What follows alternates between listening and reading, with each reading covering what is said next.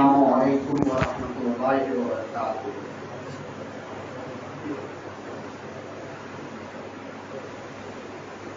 الحمد للہ رب العالمین والعاقبۃ للمتقین والصلاة والسلام علی سید الانبیاء والمرسلین وعلی آلہ وصحبہ اجمعین، اما بعد فاعوذ باللہ من الشیطان الرجیم، بسم اللہ الرحمن الرحیم، وَيُقِيمُونَ الصَّلَاةَ وَمِمَّا رَزَقْنَاهُمْ يُنْفِقُونَ۔ صدق اللہ العلی العظیم وصدق رسولہ النبی الکریم، ونحن علی ذلک لمن الشاہدین والشاکرین، والحمد للہ رب العالمین۔ وقال رسول اللہ صلی اللہ تعالی علیہ وسلم: الجنۃ دار الاسقیاء۔ خطبہ مسنونہ کے بعد قرآن مجید فرقان حمید سے میں نے ایک آیت کریمہ کی تلاوت کرنے کا شرف حاصل کیا اور نبی پاک صلی اللہ علیہ وسلم کے احادیث مبارکہ سے ایک حدیث بیان کرنا ہے۔ آئیے اس آیت پہ روشنی ڈالنے سے پہلے ہم سب مل کر آقا نامدار احمد مختار مدینہ تاجدار محمد رسول اللہ صلی اللہ تعالی علیہ وسلم کے بارگاہ کے چشمانہ میں درود پاک پڑھ دیا۔ اللہم صلی علی سیدنا مولانا محمد وعلی آل سیدنا و مولانا محمد وبارک وسلم، صلاۃ و سلام علیک یا رسول اللہ صلی اللہ تعالی علیہ وسلم۔ الحمدللہ ہم سب رمضان المبارک کے مہینے سے رحمت بھرا مہینہ یہ فیضیاب ہو رہے ہیں اور زیادہ سے زیادہ کوشش ہماری یہ جاری ہے کہ ہم ان لمحات میں عبادت و ریاضت، تسبیح و تحلیل میں ہمارا وقت گزرے۔ پہلا عشرہ رمضان ہے، اللہ کی رحمت ہمارے اوپر مہربان کے برس رہی ہے۔ اللہ تبارک و تعالیٰ قرآن پاک فرقان پھر ارشاد فرماتا ہے وَمِمَّا رَزَقْنَاهُمْ يُنْفِقُونَ، وَأَقِیمُوا الصَّلَاةَ وَمِمَّا رَزَقْنَاهُمْ يُنْفِقُونَ۔ سورہ بقرہ کے الف لام میم کی یہ آیت ہے۔ ایمان والے جو غیب پر ایمان رکھتے ہیں، یعنی غیب علی اللہ تبارک و تعالیٰ پر اور ان کی بتانے چیزوں پر، اور میری دی ہوئی رزق میں خرچ کرتے ہیں، میری دی ہوئی رزق کو وہ خرچ کرتے ہیں۔ وَمِمَّا رَزَقْنَاهُمْ يُنْفِقُونَ، وَأَقِیمُوا الصَّلَاةَ، اور وہ نماز قائم کرتے ہیں۔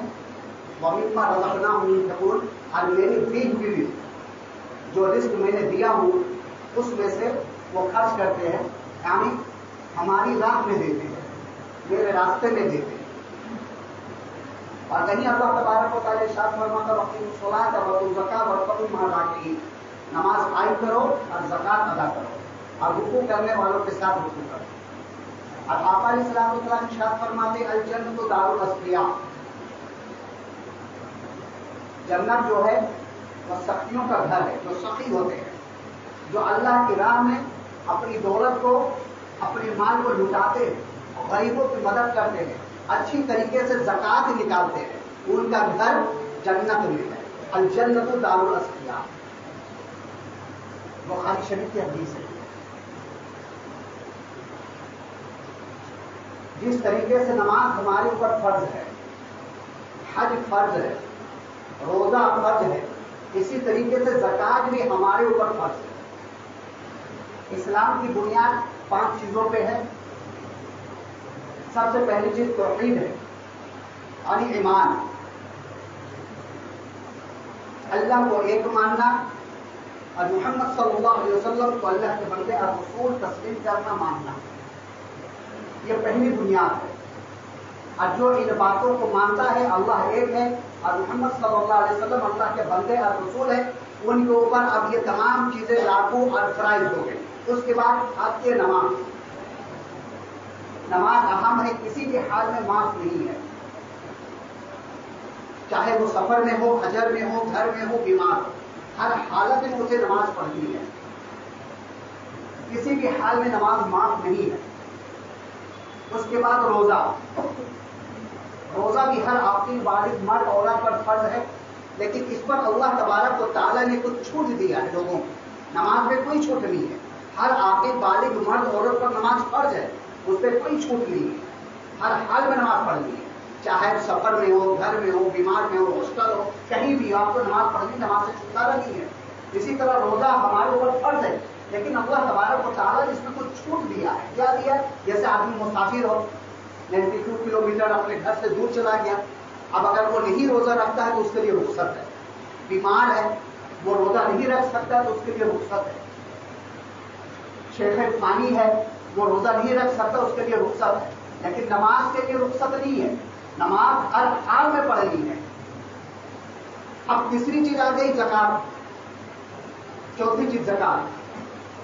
جس طریقے سے نماز ہر عاقل بالغ مرد عورت پر فرض ہے، روزہ ہر عاقل بالغ مرد عورت پر فرض ہے، لیکن زکات ہر عاقل بالغ مرد عورت پر فرض نہیں ہے۔ زکات ان پر فرض ہے جو صاحب نصاب ہو، جو صاحب نصاب ہے ان کو اوپر زکات فرض ہے۔ نماز سب پر فرض ہے، چاہے وہ امیر ہو، غریب ہو، بیمار ہو، صحت یاب ہو، گھر کے اندر ہو، گھر سے باہر ہو۔ اسی طریقے سے روزے سب پر فرض ہے، لیکن روزے میں چھوٹ ہے، رخصت ہے کہ اگر وہ بیمار ہے تو روزہ نہ رکھے، سفر میں گیا ہو تو روزہ نہ رکھے، اگر مشکلیں پیش آ رہی ہے تو شیخ فانی ہو تو روزہ نہ رکھے۔ لیکن نماز میں رخصت نہیں ہے، روزے میں کچھ رخصت ہے، کچھ چھوٹ ہے۔ اب زکات جب باری آ جاتی ہے تو زکات سب کو پر فرض نہیں ہے۔ اب زکات کے لیے جو ہے 5 چیزیں ہونا ضروری ہے۔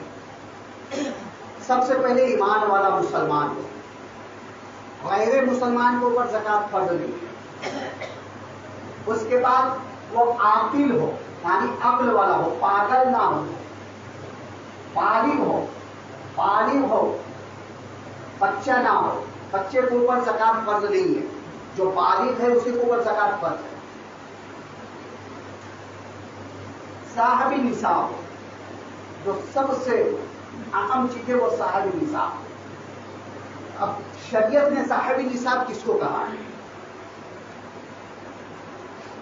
مالدار کون ہے، کس کے اوپر زکات فرض ہے؟ تو اس کے لیے شریعت نے یہ قانون بنایا ہے کہ جس کے پاس 52.5 تولہ چاندی ہو، 52.5 تولہ چاندی ہو۔ اب آپ مارکیٹ میں بھاؤ نکال سکتے ہیں کہ آج کے دور میں 52.5 تولہ چاندی کتنے کا آ سکتا ہے۔ چاندی گھر میں نہیں، لیکن اتنا پیسہ اور بینک بیلنس ہو آپ کے پاس، تو آپ کے اوپر زکات فرض ہے، آپ زکات نہیں لے سکتے۔ یہ مسئلہ آج بہت پیچیدہ ہے، اس کو سمجھیے۔ ایک چیز کو ہمارے آقا علیہ الصلوۃ والسلام کی ایک حدیث ہے کہ ایک زمانہ ایسا آئے گا کہ لوگ زکات کا پیسہ لے کے ڈھونڈیں گے کس کو زکات دیں، لیکن کوئی ایسا غریب نہیں ملے گا، سب صاحب نصاب ملے گی جن کو زکات نہیں دے سکتے۔ اور آج کے دور میں اگر 52 کلو چاندی کا بھاؤ نکالا جائے تو 45 اور 46 یا 50,000 زیادہ سے زیادہ، یعنی 50,000 میں آپ کو 52.5 تولہ چاندی آ جائے گا۔ اب آج کے دور میں اللہ ماشاء اللہ کوئی ایسے انسان ہوں گے جو کھا پی کر کے بہترین سالانہ 50,000 نہ بیلنس ہوتا ہوگا۔ اب کھانا کھا کر کے سب خرچہ کر کے اگر اس کے پاس 50,000 سالانہ بچ رہا ہے تو وہ صاحب نصاب ہے، وہ زکات نہیں لے سکتا۔ سمجھ رہے نا باتوں کو؟ اب آسان بالکل سہل طریقے سے سمجھا رہا ہوں تاکہ کوئی ڈفیکلٹ نہ ہو۔ سب سے پہلی چیز شریعت میں دیکھا گیا ہے چاندی، جس کے پاس 52.5 تولہ چاندی ہو یا اتنا پیسہ ہو تو پھر وہ صاحب نصاب ہے، وہ زکات نکالے نہ کہ زکات لے۔ تو جس انسان کے پاس کھا پی کر کے بہترین طریقے سے زندگی گزار کر 50,000 सालाना बच रहा है, वो बैलेंस कर रहा है, तो फिर उसके लिए ज़कात लेना नाजायज है, वो ज़कात नहीं ले सकता, वो साहब निसाब है, वो ज़कात दे, ज़कात अदा करे। आप समझ गए? दूसरी चीज सोना है। कितना? 7.5 तोला सोना। जिसके पास 7.5 तोला सोना हो, चांदी नहीं, 7.5 तोला सोना हो, या फिर इतना बैलेंस हो कि वो 7.5 तोला सोना खरीद सकता है, या इतना पैसा है, तो उसके ऊपर ज़कात खर्च है, वो ज़कात अदा करे। अब कुछ मसले ऐसे आ जाते हैं कि जिनके पास कुछ सोना है और कुछ चांदी है, ना 7.5 तोला उसके पास सोने हैं, ना 52.5 तोला चांदी है, तो अब देखा जाएगा कि दोनों मिलाकर के, सोना और चांदी दोनों मिक्स करके इतना पैसा उसके पास बनता है कि 52.5 तोला चांदी खरीद सकता है, या इतना पैसा हो जाता है उसके पास, तो फिर उसके लिए ज़कात लेना जायज नहीं है, बल्कि ज़कात देना जरूरी है, ज़कात निकालना। मसलन 30 तोला चांदी है उसके पास, और इतना समन मीन्स पैसा, रुपया, इतना रुपया है कि वो 20-20.5 तोला और चांदी खरीद सकता है। दोनों मिक्स करके इतना पैसा है उसके पास कि वो 52.5 तोला चांदी खरीद सकता है, या इतना पैसा बन जाता है, तो फिर उसके ऊपर वो साहब निसाब है, वो ज़कात अदा करे। बहुत से लोग कर्जदार होते हैं, कर्जे में मुब्तला रहते हैं, उनके पास 1 लाख रुपया है बचत, या 5 लाख रुपये है, लेकिन वो 5 लाख का कर्जदार है, 5 लाख रुपया है उसके पास, और वो 5 लाख का कर्जदार है, तो अब उसके लिए ज़कात निकालना जरूरी नहीं है, पहले वो कर्जा अदा करे, पहले कर्जा अदा करे। अब कर्जा अदा करने के बाद जितना पैसा बचता है, अगर वो साहब निसाब तक पहुंचता है, तो उसको ऊपर फर्ज है कि वो ज़कात अदा करे। बहुत लोगों के पास सोना रहता है, वो बैंक में डाल देते हैं सोने को, और उसके बदले में पैसा लेते हैं। तो जो सोना बैंक में है, क्या कहते हैं उसको? लोन के तरीके पे बैंक में पैसा रखा है, सोना रखा है, सोना जितना था बैंक में रखा, उससे पैसे लोन लिया, तो जितना सोना बैंक में है उसकी ज़कात नहीं है, उसकी ज़कात आप ना निकाले, इसलिए कि उसके आप मालिक नहीं है। ज़कात के लिए एक जरूरी है उसकी मिल्कियत होना, मालिक होना, उसका पूरी तरीके से मिल्कियत में आना।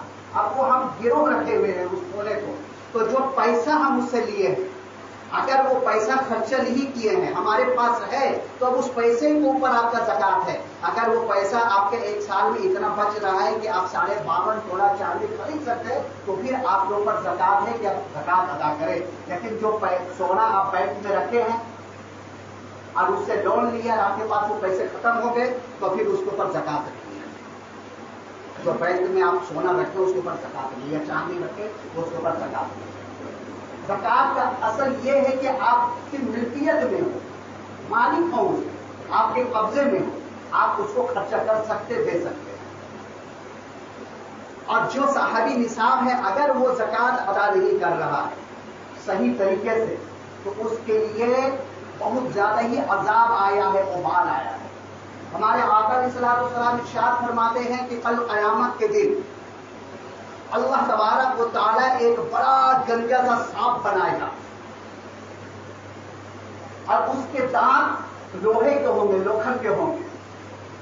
अब जो पैसा बचाकर रखा है और सही तरीके से ज़कात अदा नहीं किया है, वो सांप उसके पीछे भागेगा और भागता हुआ जाएगा, पीछा करेगा, उसका दायां हाथ खाएगा, चबाता हुआ पूरा ये हाथ चबाएगा, फिर बायां हाथ उसका चबाना चालू करेगा, जब तक दायां हाथ उसका बन जाएगा। और उसकी दर्द और तकलीफ से ऐसा वो चीखेगा कि पूरी क़यामत में जितने लोग रहेंगे महशर में, सभी दहल जाएंगे उसकी चीखों पुकार से।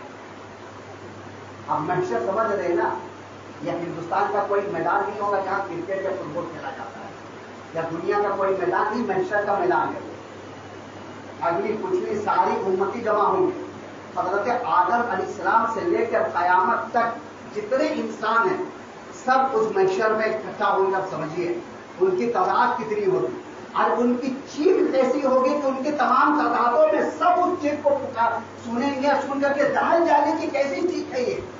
تو غیبی آواز آئے گی، یہ اس انسان کی چیخ ہے جسے میں دولت دیا تھا، میں دولت عطا کی تھی اس کو، اور یہ میری راہ میں خرچہ نہیں کیا تھا، یہ زکات ادا نہیں کیا تھا، وَمِمَّا رَزَقْنَاهُمْ يُنْفِقُونَ، اور جسے میں دولت دیتا ہوں وہ میری راہ میں خرچہ کرتا ہے، وہی سب سے بہتر اور متقی انسان ہے۔ اللہ کی دی ہوئی چیز ہے، اللہ کی عطا کرتا ہے۔ اور آقا علیہ الصلوۃ والسلام ارشاد فرماتے ہیں جس نے صحیح نیت سے، خلوص نیت سے زکات ادا کرتا ہے، اللہ تبارک و تعالیٰ اس کے مال میں، اس کی دولت میں 70 گنا اضافہ کر دے گا، 70 گنا اضافہ۔ سمجھیے، ہم یہ سمجھتے ہیں نا کہ ایک بدنی عبادت ہے، اسے ہم بہت آسانی سے کر لیتے ہیں، نماز پڑھنا، عبادت کرنا، قرآن پڑھنا، لیکن مالی عبادت جہاں بات آ جاتی ہے بہت دل میں یہ ہوتا ہے محسوس کہ یہ ہم کمائیں، اکٹھا کیے اور کیسے اس کو ہم دے دیں، لیکن اس کے لیے اللہ تبارک و تعالیٰ بہت بڑا انعام رکھا ہے۔ جو مالی عبادت کرتا ہے اس کے لیے اللہ تبارک و تعالیٰ بہت بڑا انعام رکھا ہے، پہلے آسمان میں، دوسرے آسمان میں، چوتھے آسمان میں، پانچویں آسمان میں، چھٹے آسمان میں، اور یہاں تک کہ سدرۃ المنتہا میں اپنے نام کے ساتھ اس انسان کا نام لکھتا ہے۔ اللہ تبارک و تعالیٰ فرشتوں سے کہتا ہے کہ اس انسان کا نام میرے نام کے ساتھ لکھو، اس لیے کہ اپنے مال کمایا اور ہمارے غریبوں میں مدد کیا، ہمارے غریبوں میں دیا ہے، اس کا نام میرے نام کے ساتھ لکھو۔ سدرۃ المنتہا میں لکھا جاتا حبیب اللہ، سدرۃ المنتہا میں جو زکات ادا کرتا اس کا نام سدرۃ المنتہا میں لکھا رہتا حبیب اللہ، یہ اللہ کے حبیب ہے، اللہ کا دوست ہے۔ اور اللہ کا دوست کون ہوتا ہے؟ اللہ ان اولیاء اللہ لا خوف علیہم ولا هم یحزنون، جو اللہ کے نیک بندے ہوتے ہیں، جو ولی ہوتے ہیں، وہی اللہ کے دوست ہوتے ہیں۔ تو اسے پتہ چلا ہے جو اپنے پیسے کو، اپنی دولت کو اچھی طریقے سے زکات ادا کرتا ہے اسے اللہ تبارک و تعالیٰ اپنا دوست کہا ہے، حبیب اللہ۔ اور جو خدا کا دوست ہو جائے گا وہ جہنم میں جائے گا، ہرگز جہنم میں دے جائے گا۔ اللہ چاہے گا میرا دوست جہنم میں جائے، ہرگز نہیں چاہے گا۔ اللہ تبارک و تعالیٰ اس کے نام کو اپنے نام کے ساتھ بلند کر دیتا ہے، ہر جگہ اس کا نام، پہلے آسمان میں، دوسرے آسمان میں، تیسرے آسمان میں، چھٹے آسمان میں، پانچویں آسمان میں، ساتویں آسمان میں، سدرۃ المنتہا میں حبیب اللہ، اللہ کا۔ اب آپ مسئلہ سمجھ گئے، زکات کن کو پر فرض ہے اور کن کو دینا ہے اور کن کو لینا ہے۔ اور جو زکات لینے کے لائق نہیں ہے، یعنی جن کے پاس ہے اتنا مال اور وہ اگر زکات لے رہا ہے تو پھر ان کے لیے بہت بڑا وبال بھی ہے۔ ہمارے پاس 50,000 ہے الحمدللہ، یا آپ کے پاس ہے، آپ ہی کر 50,000 بچ گیا ہے، اس کے بعد اگر آپ زکات کا پیسہ لے رہے ہیں تو اس کے لیے زکات دینے کے لیے جیسا انعام ہے، اسی طریقے سے ایسے انسان زکات لینے والوں کے لیے بھی وبال آیا اور جہنم میں جائے گا، اس کا نام جہنمیوں میں لکھ دیا جاتا ہے۔ اب زکات ہم کن کو دے سکتے ہیں؟ سورہ توبہ میں 7 لوگوں کو آیا ہے کہ ہم زکات دے سکتے ہیں، ان میں سے 3 لوگ اب نہیں پائے جاتے ہیں، 5 لوگ ہیں۔ پہلا غریب، سورہ توبہ میں آیت آئی ہے، پہلا غریب ہے، والغربا والمساکین۔ تو غریب اس کو کہتے ہیں جو صاحب نصاب تک نہیں پہنچا، اس کے پاس مکان ہے، کپڑا ہے، کھانے کا پیسہ ہے، لیکن صاحب نصاب تک وہ نہیں پہنچا ہے، تو ایسے غریب کو ہم زکات دے سکتے ہیں اور دینا چاہیے۔ ایسے غریب، اس کو غریب کہتے ہیں، لیکن غریبوں کو مانگنے کی اجازت نہیں ہے۔ اگر کوئی دے تو وہ لے سکتا ہے، لیکن ہاتھ پھیلانا اس کے لیے جائز نہیں ہے۔ جو غریب ہے، جو اچھا سے کھا پی رہے لیکن مالی نصاب تک وہ پہنچا نہیں، اس کو غریب کہتے ہیں۔ مسکین، اس کے بعد مسکین آیا۔ مسکین وہ ہے جس کے پاس کھانے کا بھی سامان نہیں ہے، آج کھا رہا ہے تو کل کا ٹھکانا نہیں کہ کھانا ہے کہاں سے کھائے گا، نہیں کھائے گا، وہ اتنا بھی پیسہ نہیں اس کے پاس کہ کل کھانا خرید کر کھا سکتا ہے یا اپنے گھر والوں کو کھلا سکتا ہے، اس کو مسکین کہتے ہیں۔ مسکین کے لیے جائز ہے مانگنا، وہ سوال کر سکتا ہے کہ ہمیں زکات کا پیسہ دو، زکات کا پیسہ۔ غریب کے لیے جائز نہیں ہے سوال کرنا۔ ہاں کوئی جان ہے کہ شخص غریب ہے، مجبور ہے، تو اسے ہم دے سکتے ہیں، غریب کے لیے جائز ہے کہ وہ زکات کا پیسہ لے، لیکن مانگنا جائز نہیں ہے، سوال کرنا جائز نہیں ہے. مسکین کے لیے جائز ہے، سوال کر رہا ہے وہ سوال کر سکتا ہے، مانگ سکتا ہے. تیسرا جو ہے وہ قرض دار، جو قرضے میں مبتلا ہو. ہمارا کوئی ایسا بھائی ہے جس کے بارے میں ہمیں معلوم ہے کہ قرض دار ہے، یہ قرضے میں بہت مبتلا ہے، یا جن کے پاس 4-5-3 بیٹیاں ہیں اور اس کے پاس اتنا پیسہ نہیں ہے کہ اپنی بیٹیوں کو شادی کر سکے، تو ایسے لوگوں کو ہم زکات دے سکتے ہیں. یا قرض دار ہو یا جن کے بہت بیٹیاں ہوں اور اپنی بیٹیوں کو شادی نہیں کروا سکتا ہے، تو ایسے لوگوں کو ہم زکات دے سکتے ہیں. اس کے بعد ہے مسافر. مسافر وہ شخص ہے جو اپنے گھر میں تو وہ صاحب نصاب ہے، مالدار ہے اپنے وطن میں، لیکن وہ سفر میں آیا، اس کا سامان سب لوٹ گیا، چوری ہو گیا یا وہ پیسہ ختم ہو گیا، تو ایسے مسافر کو زکات دینا چاہیے. ایسے مسافر کو زکات دینا چاہیے. پھر ہے سبیل اللہ، جو اللہ کے راہ میں نکلتے ہیں، جہاد کرتے ہیں، اور اس میں طلبہ بھی آ جاتے ہیں. سبیل اللہ کی راہ میں ہے، مدرسے میں پڑھتے ہیں، تو ایسے طلبہ کی آج ہم مدد کر سکتے ہیں جو دین کی خدمت کر رہے ہیں، دین حاصل کر رہے ہیں. اب اس پہ یہ علماء بھی آگے ایسے عالم دین جو صرف دین کی خدمت میں لگے ہوئے ہیں اور وہ صاحب نصاب تک نہیں پہنچے ہیں، تو ایسے علماء کو بھی آپ دے سکتے ہیں، ایسے حفظہ، ایسے عالموں کو بھی آپ دے سکتے ہیں جن کے بارے میں آپ کو معلوم ہے کہ یہ صاحب نصاب ہے اور یہ بہت پریشان حال ہے، تو یہ فی سبیل اللہ ہے، اللہ کے لیے یہ کام کر رہے ہیں، دین کا کام کر رہے ہیں، اور ان کا دوسرا کوئی کاروبار نہیں ہے. اگر ان کے پاس پیسہ نہ ہوگا، دولت نہ ہو کہ اپنے بچوں کو خرچہ پانی نہیں چلا سکتا ہے، تو ہمارا دین کا نقصان ہو سکتا ہے. یہ دین چھوڑ کر کے یا ڈرائیور بن جائیں گے یا بزنس مین بن جائیں گے، کچھ بھی کریں گے، بات پیڑ ہے، کچھ نہ تو کچھ کرنا ہی پڑے گا، پھر اس میں ہمارے دین کا نقصان ہے. حضرت عمر فاروق رضی اللہ تعالیٰ عنہ کے زمانے میں صحابہ کرام رضی اللہ تعالیٰ عنہ عرض کرتے ہیں، یا امیر المومنین، ہم سب سے زیادہ وظیفہ کسے دیں؟ جو ہماری حکومت میں ہے وہ افواج جو ہمارے دیش، ہماری کنٹری کی حفاظت کر رہے ہیں اسے دے، یا جو ہمارے بچوں کو تعلیم دے رہے اسے وظیفہ دے؟ تو حضرت عمر فاروق رضی اللہ تعالیٰ عنہ فرماتے کہ دیکھو، سپاہی ایک دھیم 1000 بنا سکتے ہیں، پیدا کر سکتے ہیں، لیکن عالم دین اگر کوئی ایک مر جائے تو اس کے عوض میں ہم دوسرا عالم دین پیدا نہیں کر سکتے. اس لیے ہمارے آقا علیہ الصلوۃ والسلام ارشاد فرماتے ہیں، موت العالم موت العالم، ایک عالم کی موت ایک دنیا کی موت ہے. یہ نہیں فرمایا موت الجنود موت العالم، یعنی ایک جنود یعنی ایک سپاہی کی موت ایک دنیا کی موت ہے. اگر ایک سپاہی بارڈر میں مرتا ہے، اگر وہ شہید ہوتا ہے، تو ہم اس کی جگہ پہ کتنے سپاہی اکٹھا کر سکتے ہیں، لیکن اگر ایک عالم دین اس دنیا سے رخصت ہو جاتا ہے تو اس کے عوض میں ہم دوسرا عالم دین نہیں لا سکتے. تو ہمیں چاہیے کہ عالم دین جو غریب ہے، بیچارے مجبور ہے، ان کی زیادہ سے زیادہ مدد کرے تاکہ ہمارے دین کا نقصان نہ ہو. آج بہت ایسے میں عالم دین کو دیکھتا ہوں کہ آٹو رکشہ چلا رہے ہیں، بس چلا رہے ہیں، دوسرے کام میں لگ گئے. کیا حضرت کیا کرے حضرت، پنکھا بہت کام ہے، چل نہیں رہا، اس لیے ہم دین کی خدمت چھوڑ کر کے دوسرے کاموں میں لگ گئے. تو یہ ہماری غلطیاں ہیں کہ ہم اپنے عالم دین کو دوسرے چیز میں لگا رہے ہیں. ایک وقت ایسا آ جائے گا کہ ہم امام ڈھونڈیں گے لیکن امام نہیں ملے گا، جنازہ رکھا رہے گا لیکن جنازے کی نماز پڑھانے والا کوئی اچھا مولوی نہیں ملے گا، قرآن رکھا رہے گا لیکن قرآن کی تعلیم دینے والا کوئی اچھا قاری نہیں ملے گا. ایسا دن آ جائے گا. اس لیے کہ ہم عالموں کی طرف سے لاپرواہ ہو گئے، بالکل لاپرواہ ہو گئے. ان کی آمدنی ہی کتنی ہے، 10,000 12,000. کیا ہوگا آج کے زمانے میں جس طریقے سے چل رہا ہے مہنگائی کو؟ آپ سوچیے، اپنے دل میں ہاتھ رکھ کر کے ایک بیچارہ غریب مولی، چلو الحمدللہ یہ بامبے شہر ہے، یہاں بہت خیرخواہ لوگ ہیں، وہ ساتھ میں یاد کسی طریقے سے علماء کرام کی مدد کر دیتے. لیکن اب گاؤں کھیڑے میں چلے جائیے، وہاں کے علماء کو دیکھیے، حافظوں کو دیکھیے، سن کر کے آنسو نکلے گا آپ کو. کتنا حضرت 7,000 مل رہا ہے، کتنا حضرت 5,000 مل رہا ہے، بتائیے. ان کے بچے نہیں ہیں، ان کی بیویاں نہیں ہیں. یہ سوچیے کہ آج ہم چاہتے ہیں ہم زیادہ سے زیادہ کمائیں، تو ہمارا فرض کیا بنتا ہے؟ اور غیروں کے جو لیڈر ہوتے ہیں ان کا دیکھیے، پادریوں کو دیکھیے، اس طرح ان کو بنا دیتے ہیں، اور غیروں کو دیکھیے جو ان کے لیڈر ہوتے ہیں، لیکن جو ہمارے لیڈر ہیں وہ بیچارے فقیروں سے بھی بدتر ہیں. تو ہم ان کی زیادہ خیال کریں گے. لیکن ہاں، وہی جو صاحب نصاب تک نہ پہنچا ہو، پوری میں کلیئر کر دے رہا ہوں آپ لوگوں کے سامنے.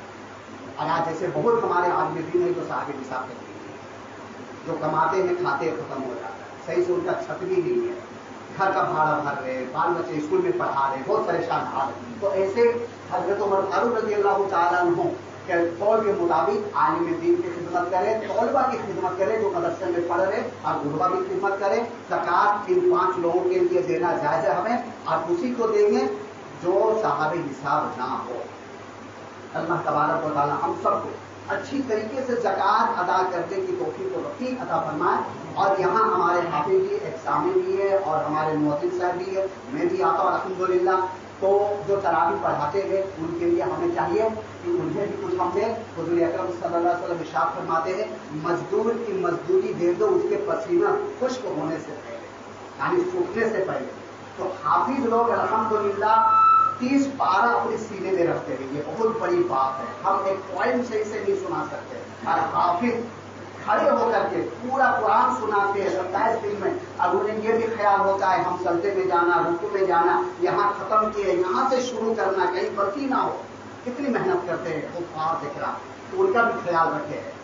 اس لیے جو کسی حافظ عالم عانی ان کی مدد کرے گا اللہ تبارک و تعالیٰ اس کی مدد فرمائے گا. العلماء ورثۃ الانبیاء، عالم دین جو ہوتے ہیں، علماء جو ہوتے ہیں وہ نبیوں کے وارثین میں سے ہوتے ہیں. تو حفظہ کی، علماء کی، طلباء کی آپ مدد کریں، اللہ تبارک و تعالیٰ آپ کا نام حبیب اللہ لکھے گا. اور جو صحیح طریقے سے، جس طریقے سے زکوٰۃ ادا کرتی ہے وہ حساب سے زکوٰۃ ادا کرے، ورنہ کل قیامت میں بہت وبال آئے گا. انشاءاللہ تبارک و تعالیٰ اگلے جمعہ پہ کچھ آپ کو زکوٰۃ کے بارے میں بتایا جائے گا. ہم سب کو اللہ تبارک و تعالیٰ اس مہینے میں زیادہ سے زیادہ عبادت و ریاضت کرنے کی توفیق و رفیق عطا فرمائے. اور مما رزقناہم ينفقون، ہماری دی ہوئی رزق میں تم دو، تو جو اللہ ہمیں عطا کیا ہے اسے ہم دے. اور ایک آخری میں ایک اور مسئلہ بتا دوں کہ آپ یہ نہ دیکھیں کہ ہمارے پاس پیسے نہیں ہیں. اگر آپ کے پاس 100 روپیہ ہے تو آپ اس میں سے 2.5 روپیہ نکال دیجیے. انشاءاللہ اللہ تعالیٰ آپ کو بہت مدد کرے گا، اور اس میں آپ کو اللہ تبارک و تعالیٰ برکت بھی دے گا. آج جو امیر ہے، صاحب نصاب ہے، وہ صاحب نصاب کیوں ہوتے؟ اس لیے کو دل کھول کے دیتے ہیں. اور جو غریب ہو، غریب کیوں رہ جاتے؟ اس لیے کہ وہ زکوٰۃ کے طور پر چھوڑیے، ایسے بھی پیسہ ادا نہیں کرتے، میں تو لے رہا ہوں تم کیا. تو جو اللہ کے راستہ میں نہیں دے گا اللہ تعالیٰ اس کو اور غریب کرے گا، اور غریب. اور جو دے گا اسے اللہ تبارک و تعالیٰ اور امیر کرے گا. تو آپ دینے والا بنے، لینے والا نہ بنے. وہ آپ دعوانا والحمدللہ رب العالمین. استغفر اللہ کل ذنب واتوب الیہ. اب جناب سبھی لوگ کھڑے ہو جائیں اچھے سے اور سب سے درست کر لیں.